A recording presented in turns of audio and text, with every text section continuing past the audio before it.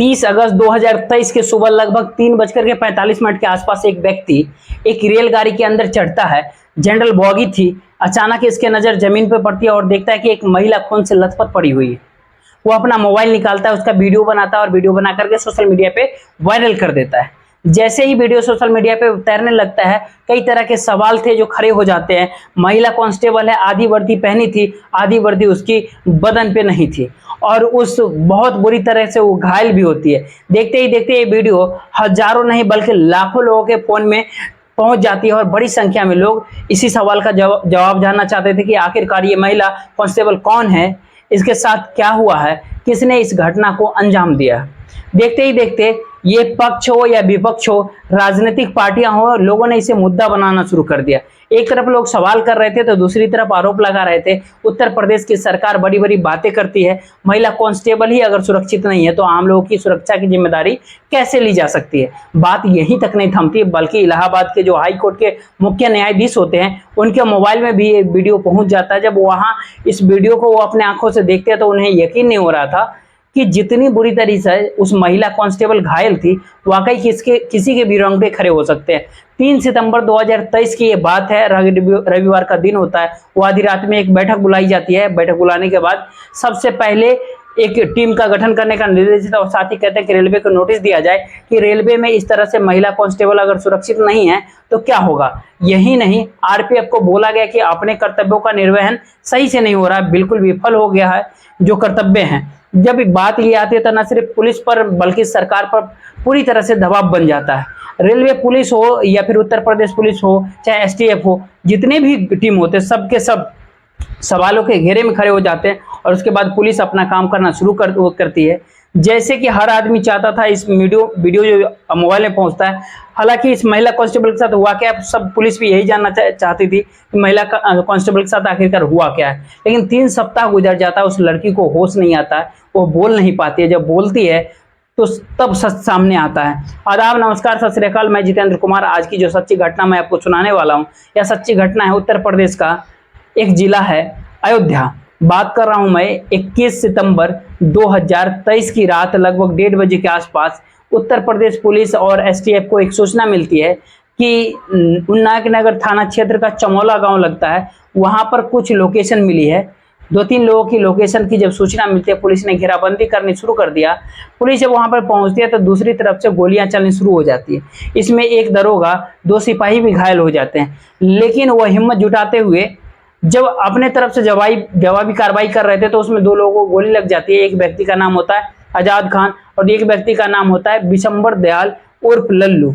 यह घायल हो जाते हैं। तीसरा जो इनके साथी होता है वो मौके से भागने में कामयाब हो जाता है। पुलिस सतर्क होती है और उसकी तलाश करने के लिए लगातार कोशिश कर रही थी। इस घटना स्थल से लगभग 40 किलोमीटर की दूरी पर एक जगह लगती है, पूरा कलंदर थाना क्षेत्र, उसका छतिरवा सरैया सीमा, वहां से एक लोकेशन मिलती है। पुलिस जैसे उस लोकेशन पे पहुंचती है तो वहां जाने के बाद आम का बाग होता है, पास में ईख का खेत होता है। ईख के खेत के आर लेते हुए एक व्यक्ति लगातार पुलिस पर गोलियां बरसाना शुरू कर देता है। उधर से लगातार गोलियां चल रही थी। पुलिस ने जवाबी कार्रवाई में गोली चलाती है तो गोली लग जाती है सटीक निशाने पे और जैसे ही गोली लगती है तो उस व्यक्ति मारा जाता है, यानी कि उसका एनकाउंटर होता है। एनकाउंटर होते ही दिन ठीक से निकला भी नहीं था कि हर सोशल मीडिया के पन्नों पर यह लगातार चलने लगता है, चाहे वो फेसबुक हो, यूट्यूब हो या इंस्टाग्राम हो या अलग अलग सोशल मीडिया के जो प्लेटफॉर्म है वहां पे चलने लगता है कि अनीस खान को गोली लगी, उसका एनकाउंटर कर दिया गया। दरअसल उसने एक महिला कांस्टेबल के साथ जो कि इतनी दरिंदगी की थी। अब दरिंदगी का जो किस्सा था यहाँ से शुरू होता है तो लोग वाकई हैरान हो जाते हैं, परेशान हो जाते हैं यह सोच करके कि आखिरकार कोई इंसान ऐसे कैसे कर सकता। दरअसल जिला सुल्तानपुर के कोतवाली में तैनात एक महिला कांस्टेबल जिसका नाम होता है सुमित्रा पटेल, उसका अयोध्या के हनुमानगढ़ी में सावन के मेले में लगने वाले ड्यूटी में भेज दिया जाता है। लगभग 10 दिन की उसे ड्यूटी करनी थी। इस महिला को कहा जाता है कि वहां तुम्हें जाना है। 29 अगस्त 2023 की शाम लगभग 6 बजे के 45 मिनट के आसपास यह महिला फाफामऊ रेलवे स्टेशन पे पहुंच जाती है और यहाँ पर एक रेलगाड़ी आती है जिसका नाम है सरयू एक्सप्रेस, जो कि प्रयागराज से चलकर मनकापुर की तरफ जाती है। इस महिला कांस्टेबल ने फाफामऊ रेलवे स्टेशन से इस ट्रेन को पकड़ा और ट्रेन को पकड़ने के बाद 6:45 में आखिरकार इसमें बैठ जाती है।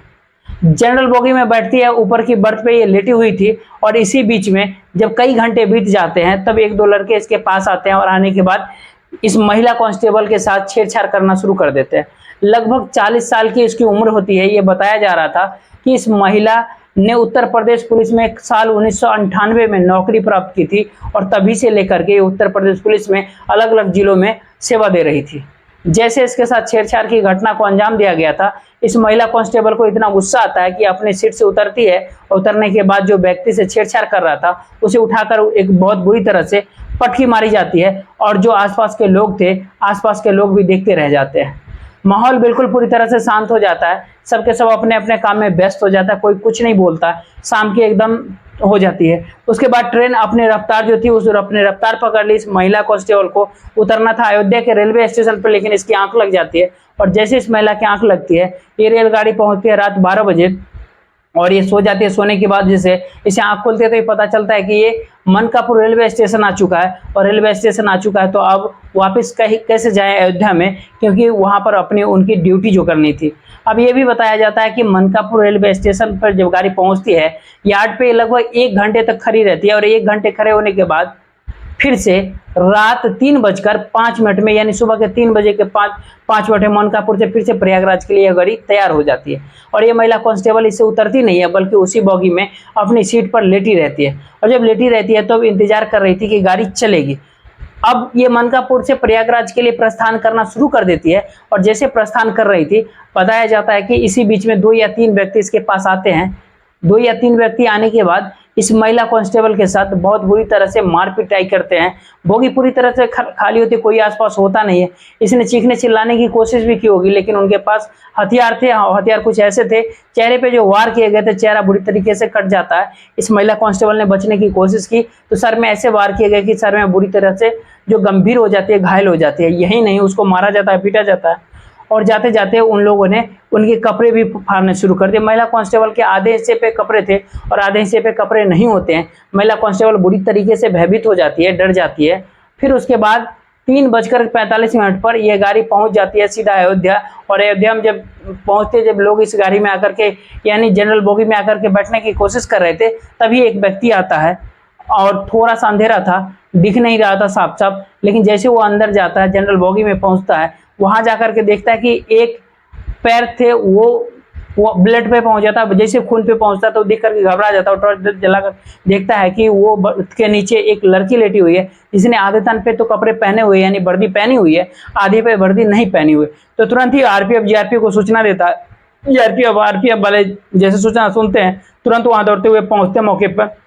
आकर के देखते हैं तो मौका जीने की कोशिश कर रही थी महिला कांस्टेबल, शायद उसकी आखिरी सांसें चल रही थी, हालत बहुत ज्यादा खराब होती है। तुरंत ही उसको वहां उठा करके सीधा हॉस्पिटल लेकर के जाते हैं। हॉस्पिटल ले जाने के बाद डॉक्टर उसको कहते हैं कि इसकी हालत बहुत ज्यादा गंभीर है, इसलिए हम इसका इलाज नहीं कर सकते, इसको हायर मेडिकल सेंटर यानी KGMU में यानी ट्रामा सेंटर में इसे भर्ती कराया जाता। बोलने की कोशिश कर ही रही थी लेकिन उसमें इतनी जिंदगी, इतनी जान बची हुई नहीं थी जिससे वो बोल सके। जैसे जैसे सूचना, क्योंकि एक वीडियो बनाया गया था, वो वीडियो बहुत तेजी के साथ सोशल मीडिया पे वायरल होने लगता है, चाहे वो पक्ष हो या विपक्ष हो, राजनीतिक पार्टी के अलग अलग हिस्से हो, पुलिस वाले हो, आम आदमी हो, हर किसी के मोबाइल में ये वीडियो लगातार वायरल हो रहा था। इलाहाबाद हाईकोर्ट को भी इतना गुस्सा आता है कि वो संडे के दिन आधी रात में एक मीटिंग बैठाते हैं और उस मामले की जांच पड़ताल की बात भी करते हैं, एक आयोग भी गठन की बात करते हैं और आरपीएफ को उस पर कई तरह के सवाल भी खड़े करते हैं।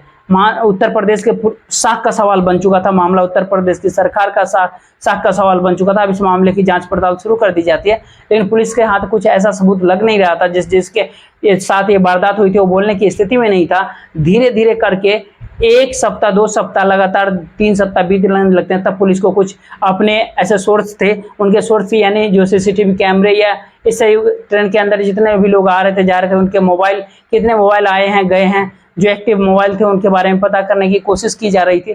और इसी बीच में महिला कांस्टेबल को होश आता है। जब होश आता है तो ज्यादा बोलने की स्थिति में थी नहीं, उसने कहा 2 या 3 लोग थे जिन्होंने उस पर हमला किया। कौन थे कौन नहीं, बल यही सवाल था। पुलिस ने जब सीसीटीवी कैमरे को खंगालना शुरू किया तो अलग अलग 20 चेहरे पुलिस को मिलते हैं और 20 चेहरों को जब शक किया जा रहा था, जो संदिग्ध लग रहे थे, उन 20 चेहरों को जब उस महिला कांस्टेबल ने थोड़ा सा होश आता है तो उसके पास लेकर के जाते हैं, दिखाया जाता है एक एक चेहरे को, तब वो एक चेहरा पहचानते हैं कि ये सबसे आगे था, यही वो मुख्य आरोपी था। अब उसका चेहरा सोशल मीडिया पर वायरल किया जाता है और वायरल करने के बाद ये पता करने की कोशिश की जाती है आखिरकार ये व्यक्ति कौन है, इसके बारे में पता करने की कोशिश करे और जो बताएगा उसको 1 लाख रुपए का इनाम घोषित किया जाएगा। उत्तर प्रदेश के पुलिस हो या एसटीएफ हो या सिविल टास्क फोर्स हो, ये सब मिलकर के इस अभियान को चला रही थी। बहुत सारी टीमें थी, पुलिस की आरपीएफ की टीम लगी हुई थी। लेकिन आखिरकार पुलिस को सूचना मिलती है कि जो मुख्य आरोपी है जिसको पहचाना गया है वो 20 चेहरों में से, उसका नाम है अनीस खान, जो हैदरगंज थाने क्षेत्र के दसलावन गांव का रहने वाला है। साथ ही एक और साथी होता है उसका आजाद खान, जो इसी के गांव का रहने वाला होता है। एक का नाम दिसंबर दयाल उर्फ लल्लू, जिसका जो जिला है वो सुल्तानपुर होता है और थाना उसका कोरेभान होता है, यानी पिपरी सोमनाथ का निवासी होता है। पुलिस ने अब इसको तलाश करना शुरू कर देते, कई दिन बीत जाते हैं। आखिरकार पुलिस ने 1 लाख रुपए का इनाम भी घोषित किया था। काफी मशक्कत करने के बाद पुलिस को एक सूचना मिलती है। पुलिस को बताया जाता है कि एक इनायतपुर जगह है, इनायतपुर में एक चमोला एक क्षेत्र है, वहां पर इनकी लोकेशन पुलिस जाती है। तो वहां पे मुठभेड़ हो जाती है। मुठभेड़ में आजाद खान को गोली लगती है उसके टांग में। साथ ही दिसंबर दयाल उर्फ लल्लू होता है, उसकी भी गोली लग जाती है, लेकिन अनीस खान मौका पाते हुए भाग जाता है। पुलिस वाले उसका पीछा कर रहे थे, लेकिन पीछा करते करते पूरा कलंदर थाना क्षेत्र का छतिरवा एक इलाका है, उसका सगिया सीमा है, वहां पर जाकर के उसका एनकाउंटर हो जाता है। और एनकाउंटर जब होता है तो लोगों को पता चलता है कि आखिरकार उसने क्या किया था। जब पुलिस ने इसके कुंडली खंगालना शुरू करते पता कि अनीस खान पे 6 मुकदमा दर्ज था, आजाद खान पे 12 मुकदमा दर्ज था, लल्लू के ऊपर 3 एफआईआर दर्ज है। और अनीस खान का जो रिकॉर्ड खंगाला जाता था, पता चलता है कि साल 2017 में एक छोटी सी बच्ची को ये छेड़छाड़ करता है, उसके साथ बदतमीजी करता था, उसके पास पहला मुकदमा दर्ज होता है। साल 2018 में अनीस खान पर एक लड़की का अपहरण कर लेते हैं, इस नियत से कि उसके साथ गंदा और घिनौना कृत्य करेंगे, और उसको लेकर के भाग जाते हैं। उसके साथ गंदा घिनौना कृत्य करने का कोशिश करते हैं, लेकिन वो कर नहीं पाते। 2 केस इस पे, और इसके बाद भी कई सारी घटनाएं होती है। लेकिन इस व्यक्ति को जब वही व्यक्ति है जब इस महिला कांस्टेबल के साथ छेड़छाड़ कर रहा था, और इसकी हिम्मत तब बढ़ जाती है जब इस महिला ने वर्दी पहनी हुई थी। लेकिन वर्दी से तो लोग घबराते हैं, डरते हैं, लेकिन अनीस खान के मन में, उसके दिमाग में, उसके दिल में कोई किसी तरह का खौफ नहीं था। और महिला कांस्टेबल से पहले सीट को लेकर के सीट पर जबरदस्ती बैठने की कोशिश कर रहा था, जबकि वो महिला कांस्टेबल अकेली उस बर्थ पे बैठी हुई थी और जबरदस्ती उस पर बैठने की कोशिश कर रहा था। उसने मना किया तो उसने उसके साथ छेड़छाड़ करनी शुरू कर दी। जब महिला कांस्टेबल को गुस्सा आता है तो गुस्से में वो उसने पटक ले देती है, और पटकने के बाद जब वो ये तीनों मिलकर के मारने की कोशिश कर रहे थे, तब वो उन्हें लोग विरोध किया था, तब तो कुछ नहीं कर पाते हैं। लेकिन जब वो अकेली उसमें रह जाती है, क्योंकि शायद उसकी किस्मत अच्छी नहीं थी, उसे उतरना था अयोध्या के रेलवे स्टेशन पे, लेकिन उसकी आंख लग जाती है, वो सो जाती है। और वो सीधा जब वो लास्ट स्टॉपेज होता है सरयू एक्सप्रेस का, वहां जाकर के वो आंखें खुलती है, लेकिन वो पहले से ही घात लगाए बैठे हुए थे। और जैसे इन्हें मौका मिलता है वो उसके साथ दरिंदगी करने की भी कोशिश करते हैं। लेकिन हालांकि पुलिस के रिकॉर्ड में ऐसा नहीं आया है कि उसके साथ कोई दरिंदगी वगैरह हुई है। पुलिस ने एफआईआर भी दर्ज किया है। एफआईआर दर्ज करने के बाद जो बच्चे हैं उनका भी इलाज किया जा रहा है। जो 3 पुलिस वाले को जो गोली लगी है वो भी घायल हैं, उनका भी इलाज चल रहा है। दोस्तों, ये पूरे घटनाक्रम को सुनाने का उद्देश्य किसी को परेशान करना था, आपका दिल दुखाना नहीं था, बल्कि आपको जागरूक करना था, आपको सचेत करना था। आप जहां भी रहे सावधान रहें। जय हिंद।